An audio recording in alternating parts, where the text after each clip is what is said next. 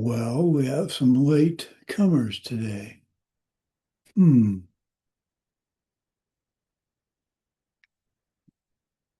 Well, we'll give them 5 minutes. You can hear me okay?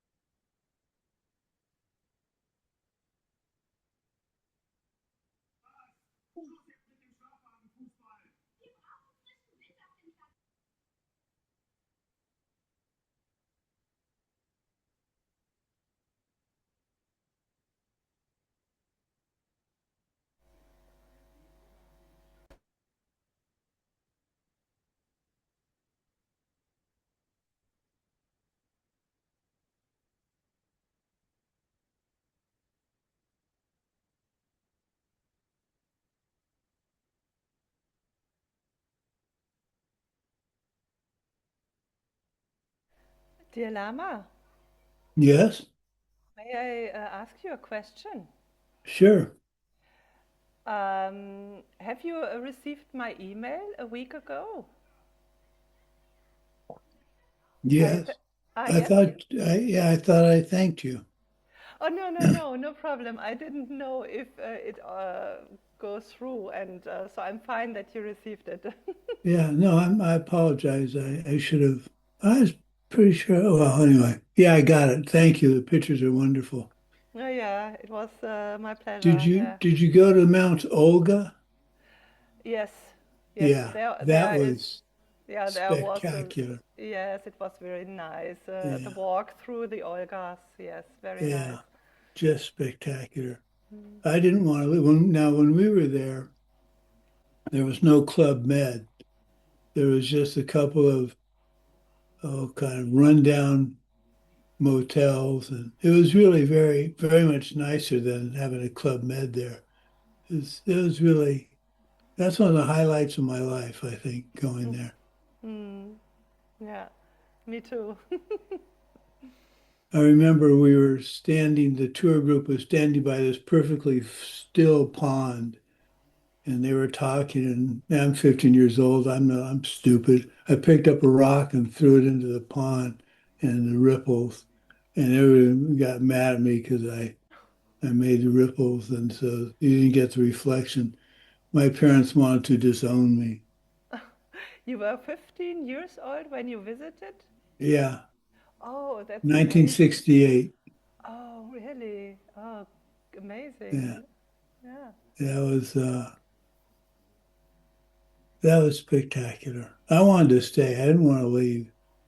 I really liked that. But anyway, okay. Let's see. Well, there's Anna. We don't have Mike. Hi, Svetlana. Sorry for the late additions to the classes, the slides. Well, I guess this is it. Okay, let's go. Lydia, if you'll do the mandala for us, please. Yes, of course. Вот огромная земля, наполненная ароматами благовоний, укрытая покрывалом из цветов. Великая гора, 4 континента, украшенная драгоценными камнями, солнцем и луной. В своем сознании я вижу храм Будды и подношу их все тебе. И с этим деянием пусть каждое живое существо ощутит чистый мир. Идам гуру ратнам далакам нирьятаями. I go for refuge until I'm enlightened to the Buddha, compassion, knowledge, and strength, the Dharma, the enlightened side of truth, and the Sangha, the community of realized beings.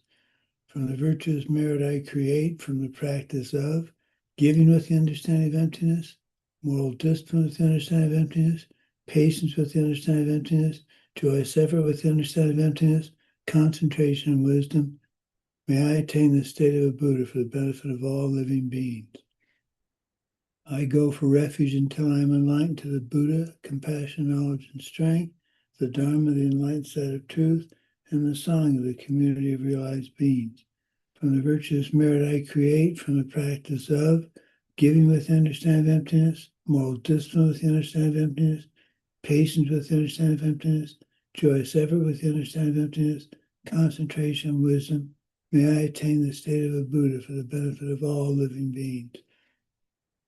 I go for refuge until I am enlightened to the Buddha, compassion, knowledge, and strength, the Dharma, the enlightened side of truth, and the Sangha, the community of realized beings.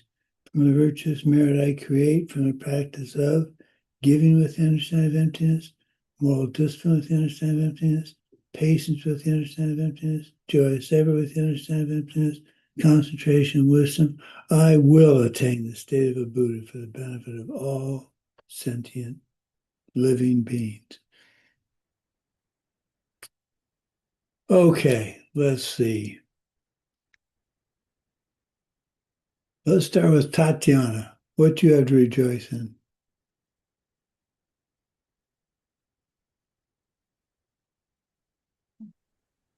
Yeah. Добрый Hi. вечер, уважаемый учитель. Hello, dear Здравствуйте, teacher. друзья. Hello, dear friends. Я хочу поделиться I want to share таким приятным событием. Мне one pleasant moment in my оказали life. уважение, наверное, посчастливилось Uh, ретранслировать it was very стенограмму important выступления for me, Геша and Майкла I was лет reading 20-30 назад, не знаю точно I дату. was reading some text from speech Geshe Michael, very old, maybe 20 years old. Там, может, ему лет 50, And наверное, в гробах. it's И amazing, подает maybe he was медитацию like мастера 50 Тамалашилы. years Ну, что-то old, and he такое. was teaching meditation of Master Kamalashila, something like this. And it's a big honor for me. Oh, great. Very good. Thank you for doing that. By the way, I love your photograph. You're absolutely stunning. Wow. That's just a beautiful photograph. You're all absolutely stunning. Who am I kidding? Okay, Daria.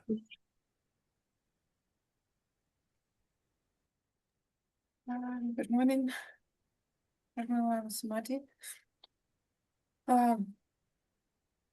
My choice. I rejoice today. I can translate it. Some text about Marpa and Naropa. And for me, it's very difficult. It was. Thank you for doing that. I admire and bow down to all of you who can translate. I can translate missile stuff into English, but that doesn't make many people happy besides me. Okay. Manuela, what do you have to rejoice in? Yeah, today my daughter met some experiments in the kitchen. She's 10 years old, and she was completely in the flow and didn't even notice that her experiment had splattered all over the kitchen. And I'm really happy that I didn't get annoyed, because we needed to clean everything up. But instead, I was really glad to see her, how deeply focused she was in her experiment. And I shared this happiness with her as well. What did she make? There is a substance which we use to make sauces, to make cream more thicker. I don't know the English. Cornstarch. Yes, and she put water inside and mixed it, and she recognized that it's getting hard, and even she really analyzed these stuff and experiments this, and then she didn't recognize what happened around her, and I like it because she was really in the focus. Good. Oh, she's a budding cook. Yes. somehow, The yeah. first thing I ever cooked was Julia Child's chocolate mousse. Mm. You couldn't make a more difficult dessert for someone's first attempt, but that's another story. I like telling it. Maybe I'll tell it later today. Okay, Svetlana, how about you? Hello, the Venerable Sumati. Hello, everyone. Today I'd like to rejoice that instead of grumpy for many reasons, I decided to offer my help to my boss and was preparing massive files, some like backside work. And I finished it, accomplished it, and sent, and he shared it further.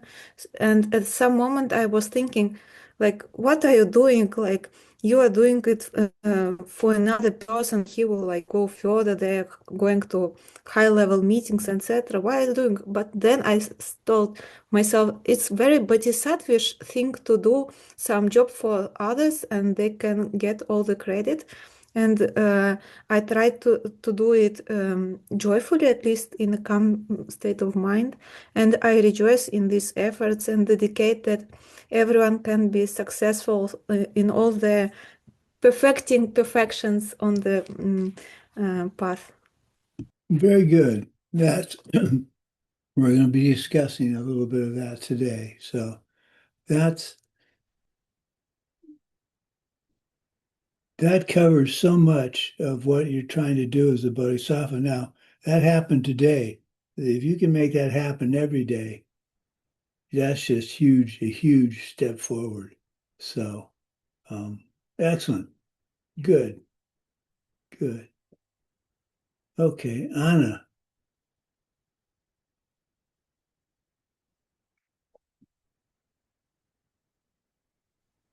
Hello, dear Venerable Sumati. Hello, everyone. I want to rejoice about my mom. We have pretty hot winter and it's very slippery outside and it's difficult for her to go to supermarket. And of course, I can manage all these processes with food for her, but she wants to buy what she wants to eat, not what I think is useful for her or Good for her. yes. And today she was brave, not fast, step by step, very careful, but she visited the supermarket and bought all this stuff, food, what she like, and she's very happy, and I am happy for her too. Very So good. it's my rejoicing for today. Good. Thank you. She bought M&Ms and cookies and all the stuff she's not supposed to eat, which is what I would do. Good. Okay. Thank you. Lydia, you're up. Thank you, Holy Lama. I'm rejoicing that I have a new karmic partner, Svetlana, and we will meet with her this weekend. And we have Dharma goal connected with our teachers. So I'm rejoicing about that. Thank you, Sveta. Very good. Let me just like my volume and there we go. Okay.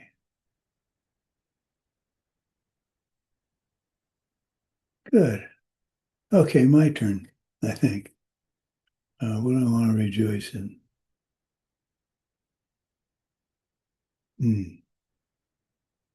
Oh, I got an email from what appeared to be the Social Security Administration that said, we have a new streamlined statement. You need to open it. And I thought to myself, I don't think so. I think this is a scam. So at midnight, I was still up and I looked, and sure enough, Google assured me it was most likely a scam. So I sent several emails to my lovely wife. She was already in bed. And because I really didn't want her to click on it. And I decided I would stay up until she got up to go to the bathroom, which she usually does around 1 o'clock. I stayed up, so I made sure to talk to her about not starting firing her computer up and clicking on that. Sorry, Joyce, and I figured out I took the time to do that instead of thinking, well, I'll catch her in the morning. She usually doesn't open stuff like that. So I rejoice in that.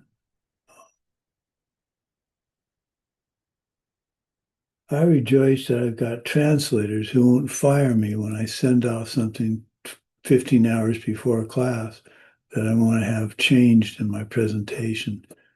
I really appreciate that. You guys don't just throw your hand. Maybe you do throw your hand up, but anyway. Okay, what else?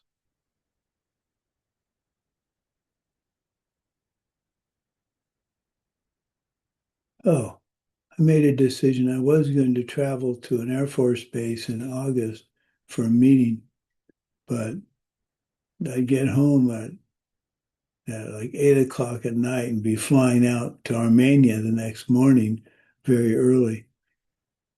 And I decided that I had made those plans before they made the flight reservations for Armenia. That's a long story. So I decided to cancel my trip to the Air Force base because missing the flight to Armenia would have affected maybe 90 people. And not going to this meeting at the Air Force base was not a big deal. Because I'd been there 3 years earlier and had a tour of the base and the facilities. So my wife was concerned that I'd regret that or resent that. And no, it's easy. I need to be able to get on that plane to Armenia.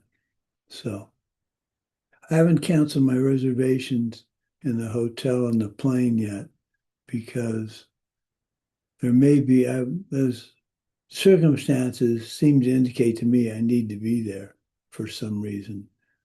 But I'm not going to cancel the way to get there until I find out whether when I contact the director and he says, we'd really like to have you come, then there's a chance that I'm supposed to be there. So anyway, okay. Well, let's go ahead and get started on class 5. Don't get discouraged.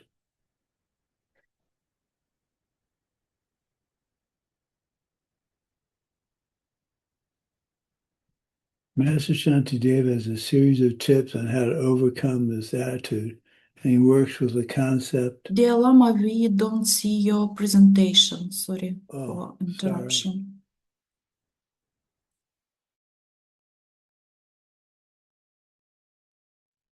There we go.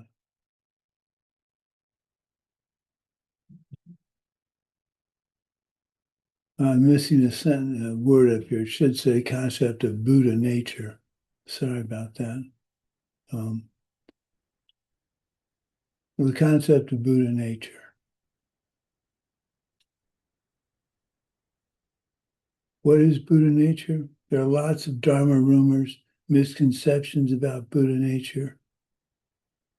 The main one is that there's a little Buddha inside of me at my heart, and we just need to uncover as if we're a Buddha already, but just covered by an ordinary body. This is completely wrong. Let me get this screen. There we go. So here we go.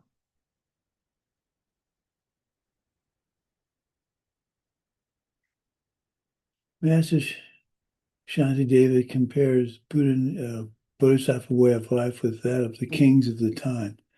And the kings of the time had armed forces at their disposal. As an aspiring Bodhisattva in training, we too have 4 armies at our disposal, fighting our mental afflictions and supporting our practice of perfecting the 6 perfections and not getting discouraged.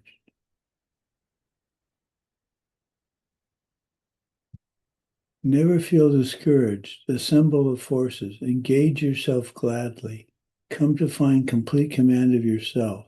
See yourself and other people as equal. And finally, exchange yourself and others as well. So the 4 forces, 4 analogies are armor effort, like chainmail on a knight of old. You know what chainmail is? It's that cloth-like thing that's links of steel chain. This is an attitude in your mind which protects you like chainmail would protect you or your body in a fight as a knight. The main attitude is great compassion, which is so strong it overrides your feeling that you cannot do it, so why try? Whenever you start to feel those kind of thoughts, that's what today's class is about. Don't ignore them, work with them, and turn them into strong effort. Yes, ma'am.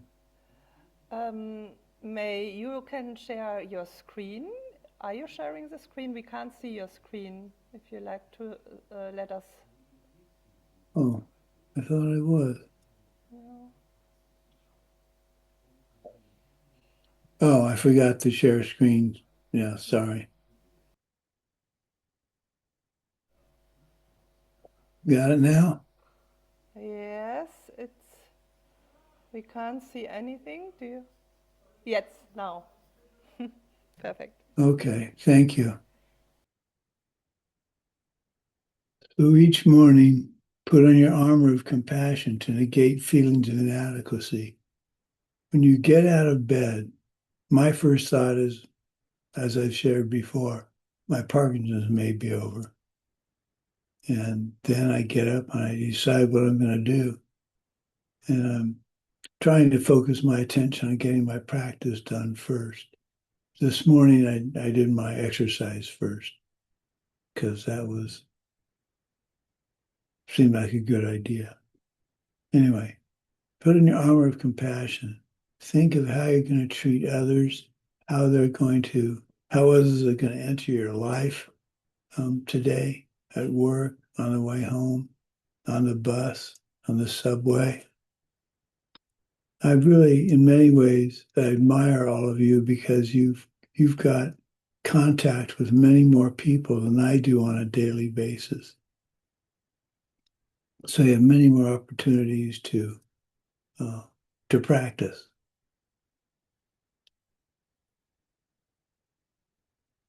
Okay, let's get down here. Working effort is another army. Working hard is the two collections. Collection of merit, collection of wisdom. Notice the grindstone, focused attention. You're working hard at your goal. You're working hard at it. And that means really making sure that you're thinking of compassion with others, how to help them. Even the tiniest small thing, you never know when that's an emanation from a Buddha.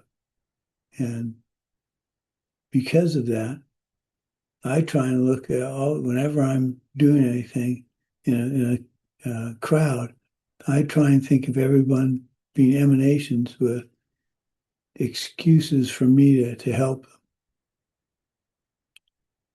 Now, one of the problems with being a Bodhisattva is you want to help people and they don't want your help. So at what point do you say, okay, I'm not going to hold the door for you or whatever? I'm trying very hard now since I'm becoming more and more handicapped that I let someone open the door for me and thank them. I let someone help me get up out of my chair. I don't do that as well as I should because I still like to try it myself, but that's what I mean by being focused. If I'm really focused on being a bodhisattva, I'm trying to help other people be happy. And if helping me get up out of a chair at a restaurant makes my friend happy, then great. I'm doing my job. I'm focused on what I'm supposed to be doing. Engaged effort. Throw yourself into whatever you're doing with mindfulness. That means knowing what you're doing is setting the seeds for your future enlightenment. So if you start getting angry, catch yourself, stop it, realize you just stopped setting a seed for anger and what that's going to do. So it's rejoicing, basically rejoicing all the time. You recollect your goal of practicing the 6 perfections. Keep in mind what you're doing and why. Monitoring your attitude, not grudgingly doing these activities. You're doing these activities to reach your total enlightenment. So that should be about the happiest thing you can think of doing, besides eating ice cream. So, oh, I know what I wanted to rejoice in. Ice cream reminded me. So we're having this 40th wedding anniversary celebration, which I will send invitations to. I'll send an invite to Svetlana, and she can send it to the rest of you. Hope there's the cook. I just saw your daughter walk by. Anyway, so we had to taste cupcakes. We're going to have cupcakes instead of a sheet cake. So I was forced to taste cupcakes. It was quite fun. We had a good time. So we're going to do the ceremony. Mike Hoffman's going to be involved. I'm digressing from class, but that's welcome to me as a teacher. And so we're going to have a Zoom link. So it's going to be from 6 to 8 on March 20th. So that's going to be 6 to 8 on the 20th. That's going to be 4 o'clock. What's that? What's 6 p.m.? That's 6. Maybe 4 in the morning? Oh, I don't expect any of you to get up that. It'll be great fun. We're going to record it too. So if you can join, that'll be fun. I think you'll have fun. I know we're going to have fun. Okay, where was I going? Oh, you're actually not grudgingly doing these activities. We have, with these teachings, such a great opportunity to really make a difference in our lives. And it's often you think of the Bodhisattva vows as some kind of heavy weight on your shoulders. And we need to not feel that. We need to think of them as a delightful resource for reaching our enlightenment, maybe in this lifetime. The last one is self-command. Get ready and fit for work. You have control. You have the knowledge of where you're going, and you can train your mind and body to work towards it. So at the end of the class today, we're going to go over the 18 root Bodhisattva vows quickly. All of these armies are components of your ability to achieve your goal while protecting yourself from your mental afflictions distracting you. How does it do that? It reminds you to be on the lookout for your mental afflictions and catch yourself before you let them arise and enter into your life. Now, you're not going to be 100% successful. I certainly am not. But you can, because my problem is not so much the physical activity, it's the my movement of my mind.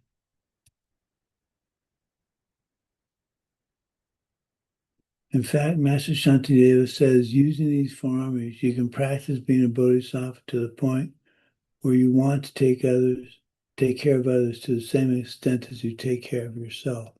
And that's exchanging self for others. Put yourself in someone else's shoes and see what you can do to help them.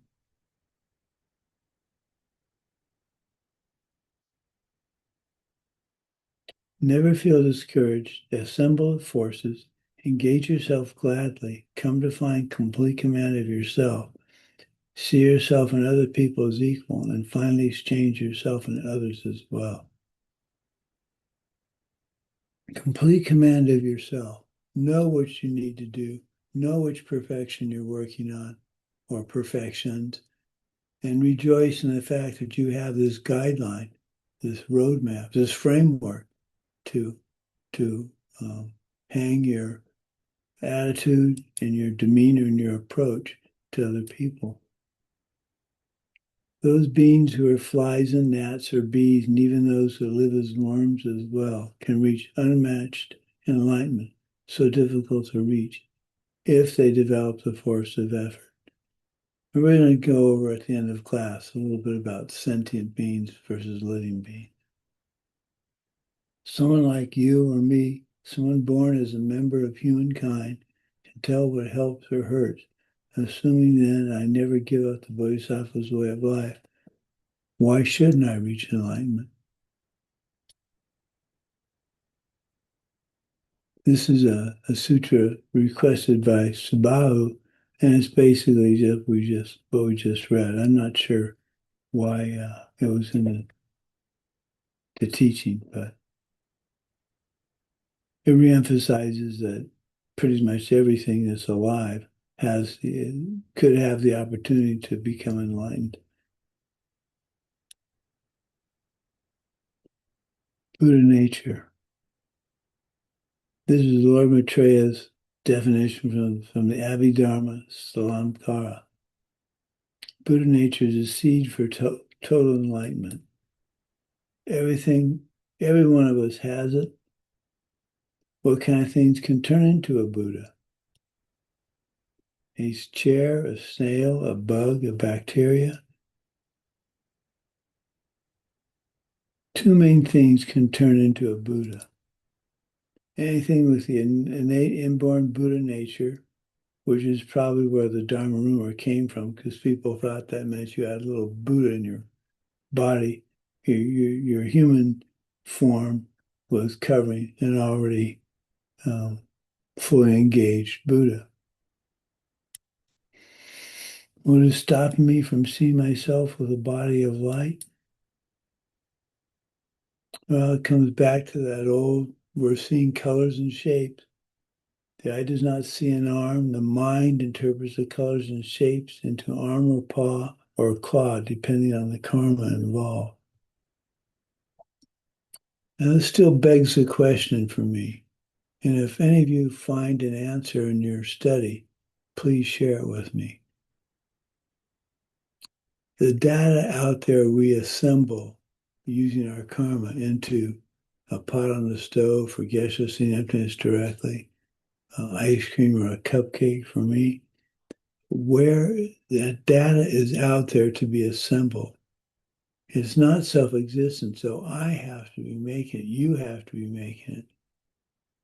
Your karma has to be making that data. But Geshe doesn't say that. He says the data out there. So I'm beginning to think, this is strictly from my brain. I'm beginning to think that maybe neutral karma is what generates the data that we see and assemble. I'm not quite sure what I mean by that, but something has to generate the data for us to assemble. So it may be coming from the seed, must be coming from the seed itself. But I think there's a background karma that we don't really talk much about. Okay, so if the data is out there and we assemble it into an arm or a leg, an animal rebirth is when the mind shifts and begins to organize the data into a paw or fur or scale. That's all an animal rebirth is not being stuffed into a dog body in a dog factory in Kansas. I have no idea why he chooses Kansas, but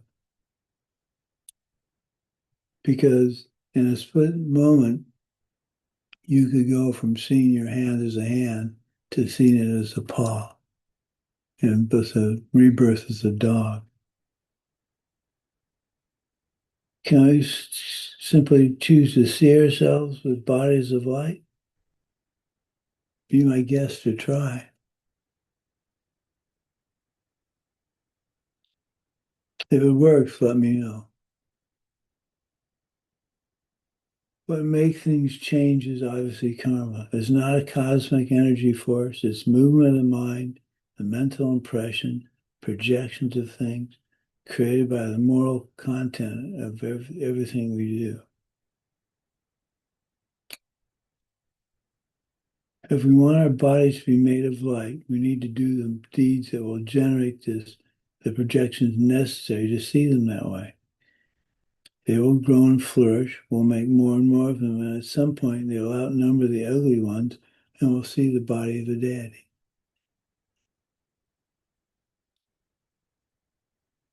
So again, your past is your present is your future.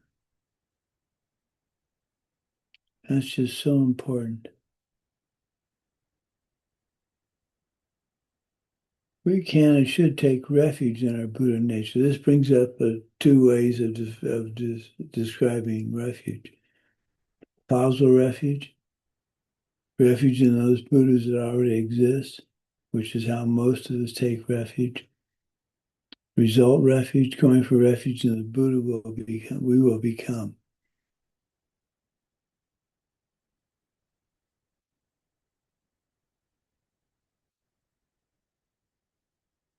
The courage of one choice, of no choice. Now suppose you say, but I feel a fear for the act of having to give away my arms and legs and such. But it's nothing more than ignorance, a fail to judge what's really heavy or light that makes you afraid. Over countless millions of eons, infinite times your body's been sliced or stabbed or scorched with fire or chopped into pieces, and still you're not able to reach enlightenment.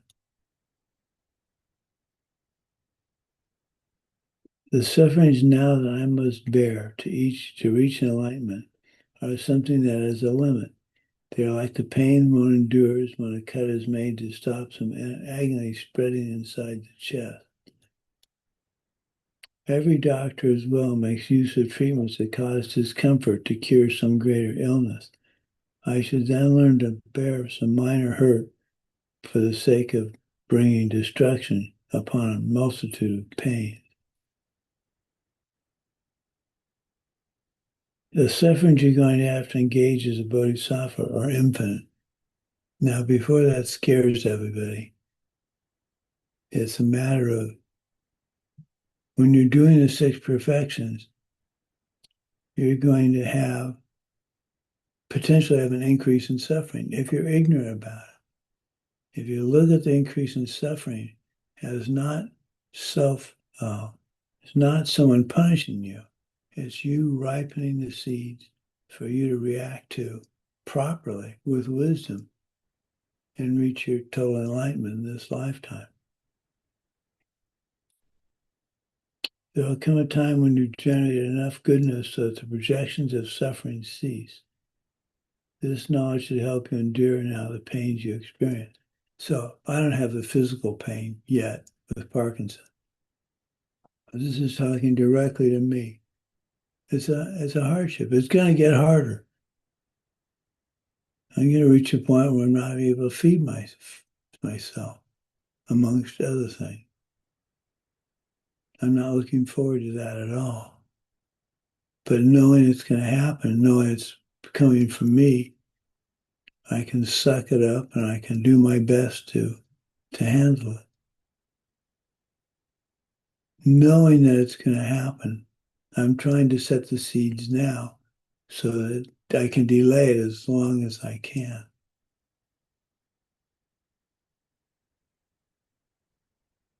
And knowledge with the doctrine serves you is that you're willing to take on suffering voluntarily, in this instance, to achieve better health, which is transitory. Why not take up suffering in bodhisattva deeds that will result in total enlightenment? So convert that inconvenience, that hurt, into a bodhisattva activity. This is where the teaching that says, how does he put it?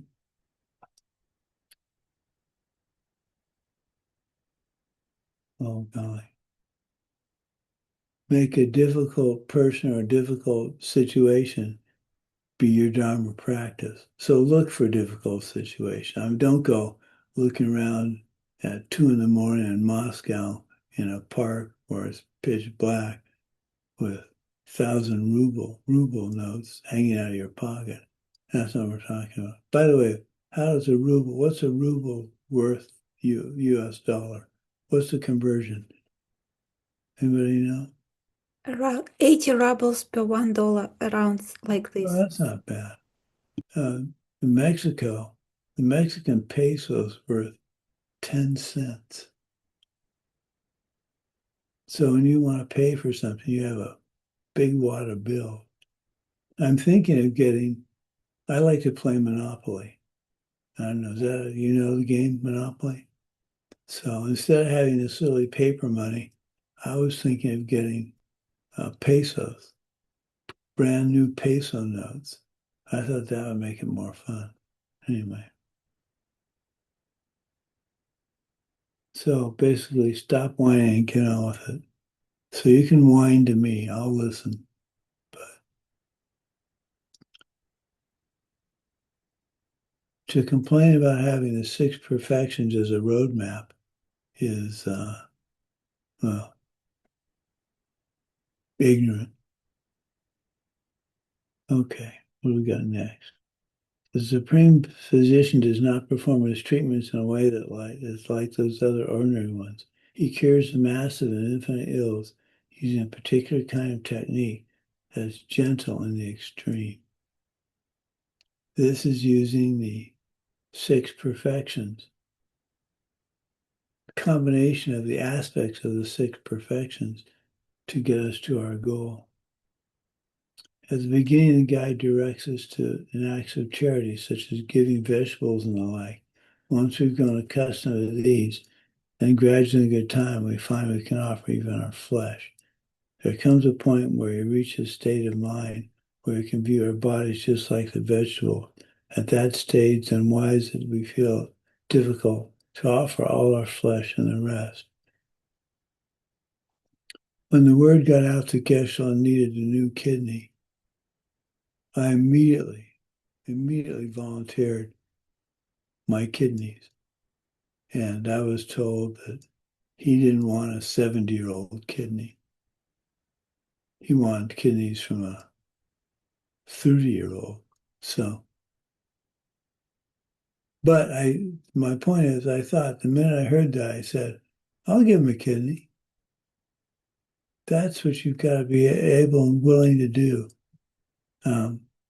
You need to think that way. Now, it doesn't make me a great Bodhisattva, but I'm working on it.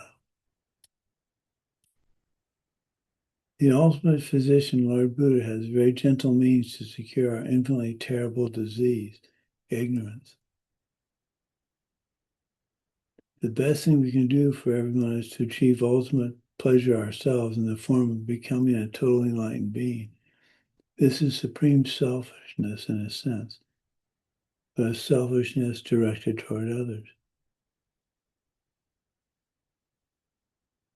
Are we bailing out of society by studying these courses rather than doing the other worldly things with our time? Some would say yes, and now you have a connection to help them get out of their suffering. The best thing you can do for others is to live the life of a bodhisattva, achieve total enlightenment, and then teach others how to do it themselves. Now, before you reach total enlightenment, you can still be teaching others how to do it themselves by your example, by teaching classes. That's not the perfection of the perfections, but it's working on it. When the scriptures speak of a bodhisattva who plugs out his or her eye to help someone else, you can bet that at that level of practice, they're experiencing bliss all the way. Now, one thing I've got to say is I am not by any means encouraging you to give your eyeball to somebody or to cut off a piece of your flesh. I want to be clear, I'm not saying that. Those are extreme examples. Did they actually happen in ancient times? I don't know. But I want to be clear. I'm not asking you to do that. So it might be not be terrible deeds like they seem now, because at that level you would be your progress on the path. You'd be making huge progress on your path to total enlightenment. Will my world transform in a day or two? No, but by persisting in good deeds with the right motivation to reach total alignment so it can help all other beings, we overwhelm our bad deeds with multitudes of new good deeds.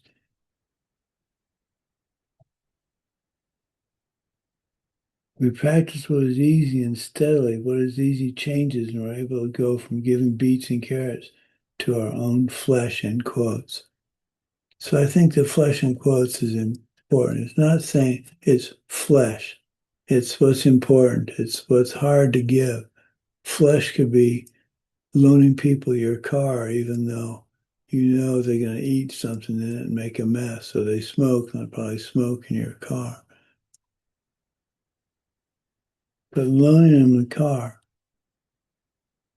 is a huge step on the path. If you're aware of it, conscious of it, and make that connection. That's what I try and do in rejoicing. I try to connect what I'm rejoicing about with my future enlightenment. So if I open the door, pick up some garbage, I pick it up and I say, I'm picking this up because I don't want to have garbage in my future. That's my dedication, instead of just picking it up and walking away. So give something away without regret every day. What could that be? What could you give every day without regret? Your time to help somebody? You're not getting mad at your children or your husband or your coworkers? In Svetlana's case, she has the opportunity to make her bosses look good.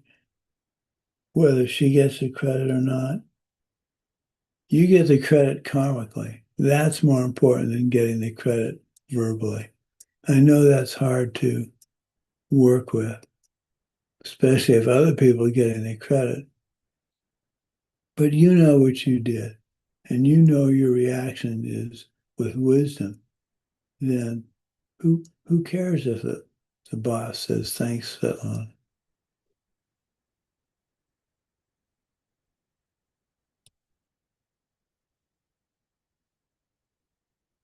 Will my world transform in a day or two? No. But it will transform. We practice what is easy. Did I already go over this? Oh yeah, give something away. Start with a daily practice of patience. Give away the feeling of irritation to the point where you can give away the feeling of being right all the time, to where others are getting more credit than you.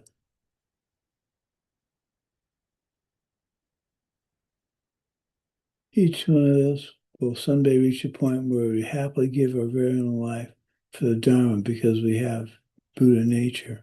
But until that day comes, start with carrots and potatoes and progress slowly but steadily to those higher forms of giving.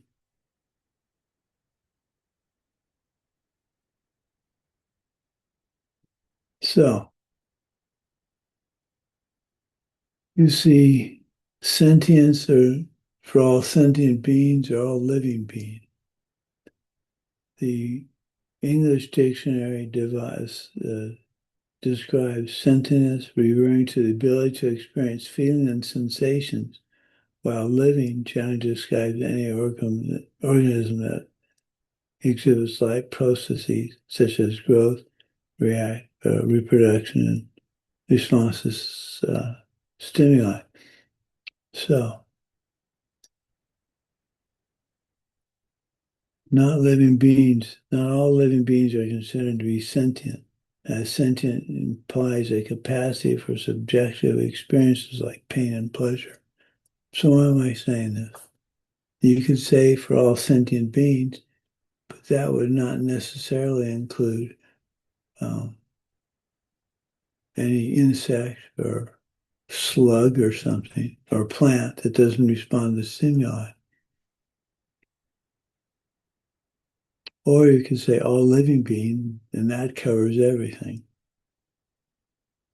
Now, we recently watched a fascinating program. I'm a plant biochemist. So when I saw a program about plants communicating with each other, I was intrigued. And we saw some very interesting experiments that basically make it seem that plants think. If they think, they're a sentient being, and I can't destroy plants. Yeah, I'm a vegetarian, so I'm eating plants. So that's an interesting dichotomy one needs to think about.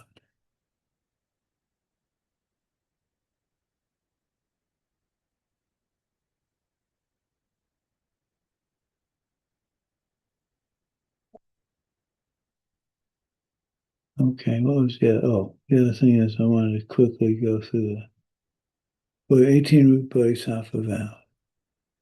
Praising yourself, myself, and belittling others. Go to the extreme on this. Really think back to the last time you did something for someone and wanted them to thank you and they didn't. That's basically praising yourself and criticizing others. Constructive criticism is one thing. And most of us, I shouldn't say that, some of us don't handle constructive criticism well.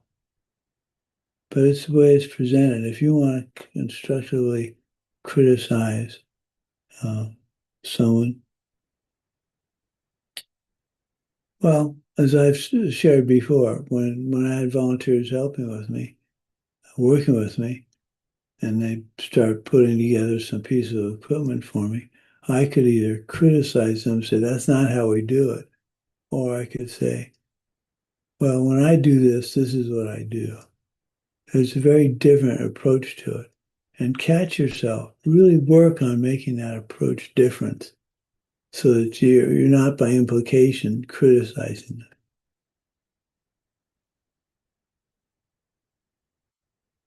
Not sharing my wealth of the Dharma, that's pretty straightforward. You don't have to give away all your money, but we donate to a lot of organizations.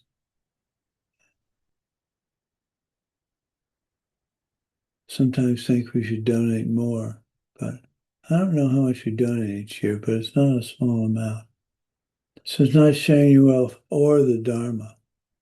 When someone asks a question of you, do you know about this or that? Instead of saying, well, I'll look at it. Say look at it and go look at it. Go look it up for them right away. I try very hard to do that when students ask me a question I can't answer, because that's setting the karmic seed for me to get that kind of response when I need information. Striking another, not forgiving even if others apologize.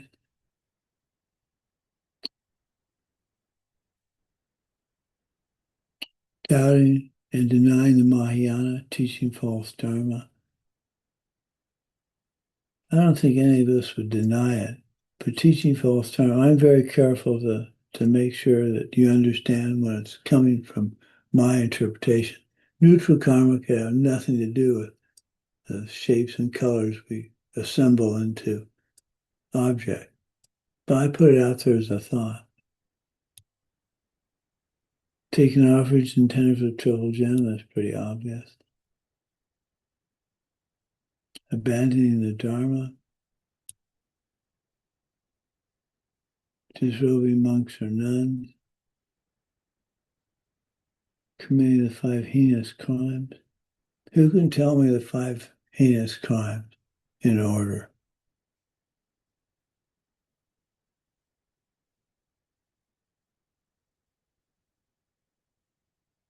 Okay, I'll give it a try. Go ahead, Svetlana. Killing father, killing mother, killing an arhat, make spill a blood of a Buddha, like hurt Buddha, and create schism in Sangha. Okay, let's go back through those. Killing your mother or father is one. They actually say killing your mother, I think. Killing a foe destroyer, disrobing monks or nuns. Drawing blood from a Buddha, that's 4. What's the 5th? Schism in Sangha. Schism in Sangha, thank you. Schism in the Sangha. Of all those, the ones that I think we need to be the most concerned about is causing a schism in the Sangha. So when we thought we were thinking of moving to Mexico, and Guadalajara would be a large city we could operate from, but they already have a Sangha there, and they already have leaders of it and organizers of it. So we don't want to cause a schism in the Sangha by being in the same city. But if we're in another city nearby and students happen to want to come to our teachings, we're not causing a schism in the Sangha. So that's the kind of thing you need to think about.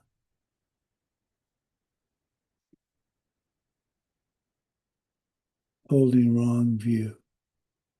Wrong view would be not believing in past and future lives. Destroying places as towns, cities, entire countries. This was meant for the kings in the day.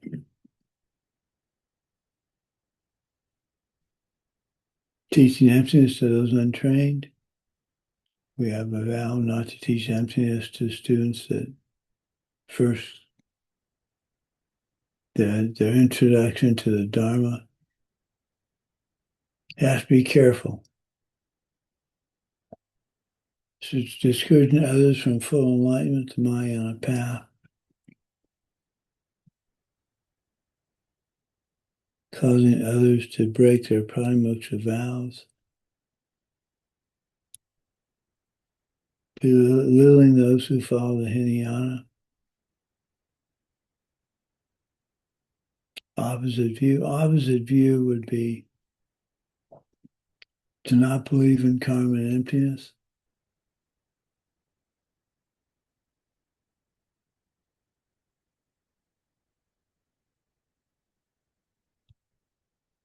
Accepting what's been seized from the triple gem.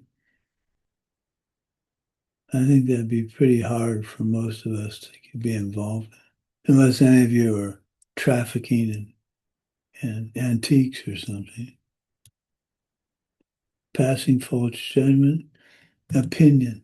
It's okay to have an opinion, but as we're going to see in a couple of classes later, judging another, unless you're, what's the quote? You should not judge another unless you are like me, the Lord Buddha speaking, for you will surely fall into the hell realms.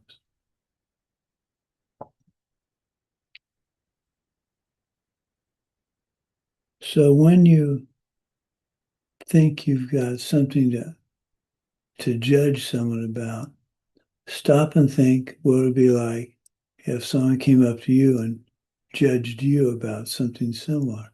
How would you want them to judge you? Politely? Gently? Probably.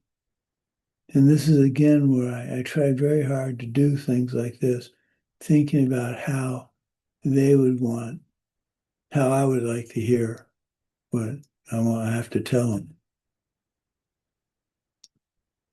And lately, My wife doesn't listen to everything I'm saying about a problem with her computer. She starts to tell me that that doesn't work. And she doesn't let me finish my thought process. And this is happening more frequently. She's trying to get to the end of what I'm thinking. Because I'm starting to get a little befuddled. I'm not thrilled with it, but I recognize it. So instead of getting mad at her, I just have to say, I just calmly say, let her finish. And then I say, let me finish what I was going to say. Instead of saying, hey, let me finish. Let me finish what I was going to say. We'll get to it.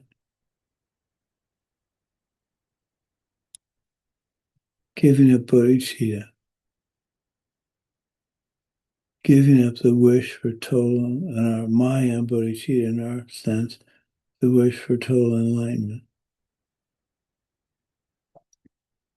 So don't get discouraged.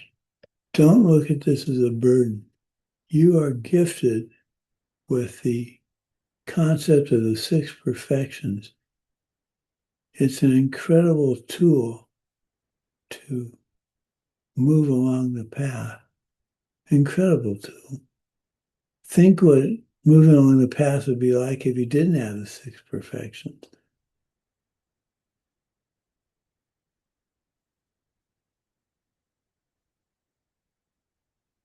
So rejoice in the fact that you've taken on a responsibility that really separates you from most of the rest of humanity. That doesn't mean you're a special person. You are, but a special person self-existently.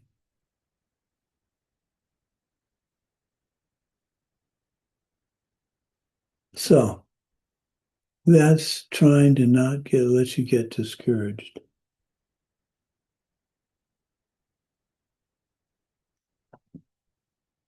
One way, another way of not getting discouraged is thinking just how much worse it could be. Believe me, that's something I don't spend a lot of time thinking about because I don't want to get discouraged. But there will come a time when I can't feed myself, when I can't go to the bathroom myself, when I can't shower myself. My wife is 100 pounds dripping wet. I am 200 plus. So she's not going to be able to help me very much.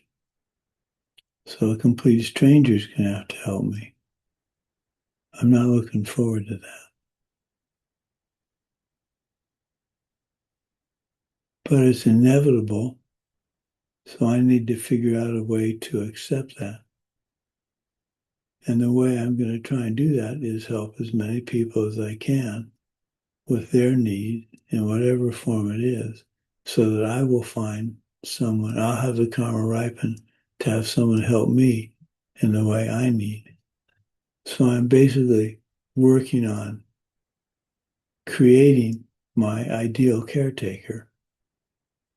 And if I look at it that way, that's much more positive. So I'm not depressed about it. I can't say I'm giddily happy about it, but I'm dealing with it and it's all going to work out. Because I made it through 50 years of marriage. As I say to my wife, 50 years of connubial bliss. Okay, let's do a dedication.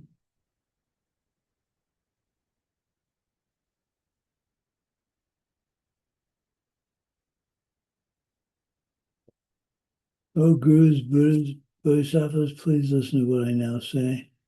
Just as all the previous suttas generated the mind of enlightenment and practice in accordance with Bodhisattva precepts, so shall I too, in order to benefit all that live, give birth to bodhicitta and follow its precepts.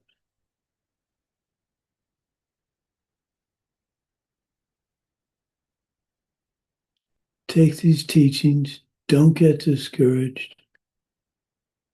We have a true gift in the six perfections.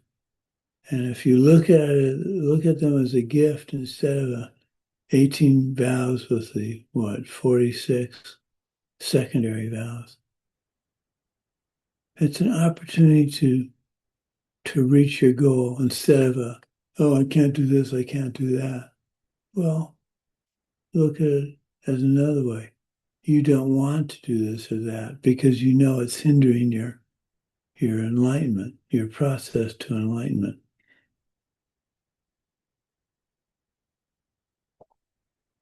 Okay.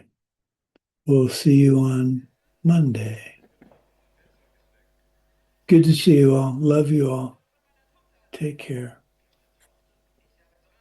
Thank you very much, Holy Lama. Please stay, please continue teach us. I plan to. Thank you, Okay. dear Lama. Thank you so much, dear Lama Sumati. Please stay, keep teaching us. I Thank you so will do. much. Okay. Bye-bye.